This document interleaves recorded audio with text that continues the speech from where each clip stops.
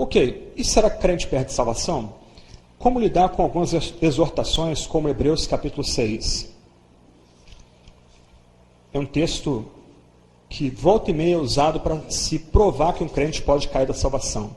Eu vou terminar lendo Romanos 8, 31 em diante, que é o grande canto de triunfo do Novo Testamento.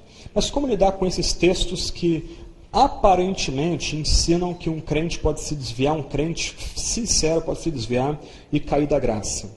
Vamos dar uma olhada na passagem bíblica aí. Eu queria ler primeiro do verso 6 ao verso 8, e depois a gente vai ver do verso 9 ao verso 20. Como é que a gente pode aprender aí?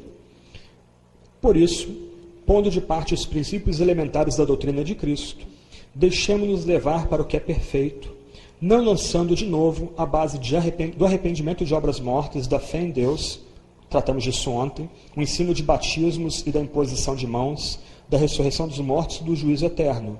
Isso faremos, se Deus permitir. Aí vem o texto complicado. É impossível, pois, que aqueles que uma vez foram iluminados e provaram o dom celestial e se tornaram participantes do Espírito Santo e provaram a boa palavra de Deus, os poderes do mundo vindouro, e caíram, sim, é impossível outra vez renová-los para arrependimento, visto que, de novo, estão crucificando para si mesmos o Filho de Deus, expondo a ignomínia.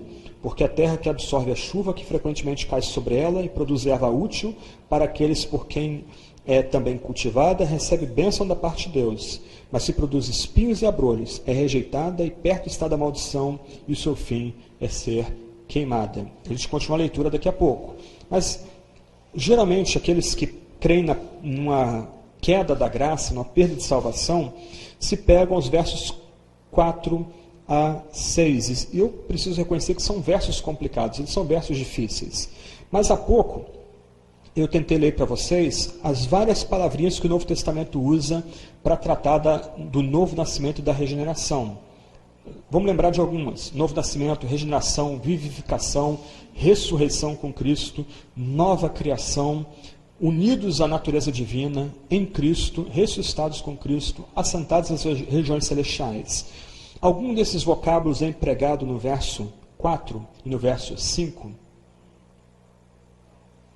Nenhum desses vocábulos é empregado aqui. Então, parece-me que o autor de Hebreus não está tratando de homens e mulheres que foram de fato regenerados, nascidos do alto, unidos à natureza divina, vivificados, etc, etc, etc. Olha as palavras: iluminados, provaram um dom celestial, participantes do Espírito Santo, provaram a boa palavra de Deus e os poderes do mundo vindouro. A que o autor de Hebreus se refere aqui? Ele se refere àquilo que ele tratou nos versos 1 e 2 do começo do capítulo 6. Ele está tratando aqui, gente, de homens e mulheres que tiveram uma noção intelectual do cristianismo. De homens e mulheres que sabem que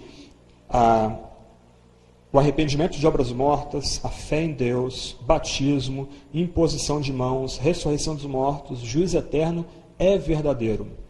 Eles provavelmente provaram os poderes dessas doutrinas. As palavras aqui tratam de uma mudança intelectual. O autor de Hebreus aqui está tratando de homens e mulheres que foram convencidos intelectualmente da veracidade da fé.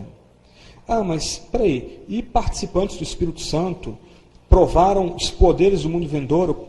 Tudo bem, iluminados, provaram o dom celestial, a boa palavra, mas e participar do Espírito, dos poderes do mundo vindouro? E daí?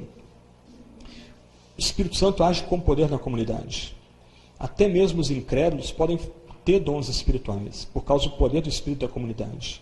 Isso é chocante para você? Leia 1 Coríntios 12, 13 e 14 em sequência. Lê depois lá com calma. 1 Coríntios 12, Paulo regula vários dons espirituais. 1 Coríntios 14, Paulo regula o dom de profecia e o dom de línguas. Por que o debate sobre amor está no meio? E Paulo não diz que o amor é dom ali. Paulo está descrevendo Jesus Cristo e a nossa imitação dele. Nós temos que imitar Cristo, amar como Cristo ama. Qual o ponto ali? Você começa a ver o capítulo 13,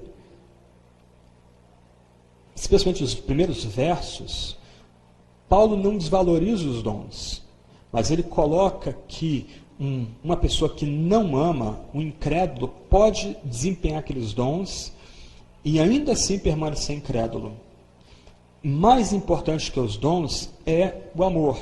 E o amor, como descrito em 1 Coríntios 13. Paulo, então, de uma forma sutil, ele lembra aos crentes em Corinto que não basta ter dons espirituais, não basta desempenhar dons espirituais. É necessário amar. É necessário que as pessoas vejam, percebam que aquele crente, aquele homem, aquela mulher, é crente de fato pelo procedimento dele, um procedimento em amor. Se você não está convencido disso, a gente vai para Mateus 7. Alguma classe de pessoas vira para Jesus e diz: Senhor, Senhor, em teu nome expulsamos demônios, em teu nome profetizamos. Aí Jesus vira para aqueles homens e diz alguma coisa do tipo: não, vocês não me confessaram direitinho. Não, o exorcismo de vocês não foi verdadeiro. Não, vocês não expulsaram demônios nem profetizaram. É isso que Jesus faz? Não, ele simplesmente vira para aquelas pessoas e diz: apartai-vos de mim, malditos, pois não vos conheço. Senhor, Senhor. Eles eram teólogos. Tinham a confissão de fé certinha. Eles eram iluminados e provaram a boa palavra de Deus. Eles profetizavam. Eles exorcizavam. Eles se tornaram participantes do Espírito Santo. Eles provaram os poderes do mundo vindouro. Só que o que o texto diz? Não vos conheço. Eles foram usados por Deus. Mas o fato de eles terem sido usados por Deus e terem recebido dons do Espírito não implica que eles eram crentes. Meio chocante, escandaloso, né? Qual é o nosso problema? Nós queremos acoplar o ser, o ter. Nós achamos que o que nos torna cristãos é o que nós fazemos, nosso desempenho. Mas nós não somos cristãos por causa do nosso desempenho. Nós somos cristãos porque cremos e nos arrependemos. Que nossa vida foi modificada pelo poder do Espírito Santo, que nós fomos justificados e redimidos e propiciados por Jesus Cristo. Balaão, Saul, os milhões que saíram do Egito, onde que eles morreram? Qual foi o fim dessas pessoas? Saul se matou, ele profetizava. Balaão profetizou, a mula dele profetizou. E daí? Isso implica status de filho de Deus, de membro da aliança? Não, porque o Espírito Santo tem poder, o Espírito Santo é livre. Como a gente aprende em 1 Coríntios 12, o Espírito dá os dons a quem ele quer e como ele quer. A gente não tem como programar isso. Então, o ponto, antes de voltar a Hebreus 6, também tem a ver com Hebreus 6, é que nós não podemos descansar, nós não podemos colocar nossa segurança no fato de que a gente conhece doutrina, que a gente conhece teologia, que a gente desempenha tarefas na igreja.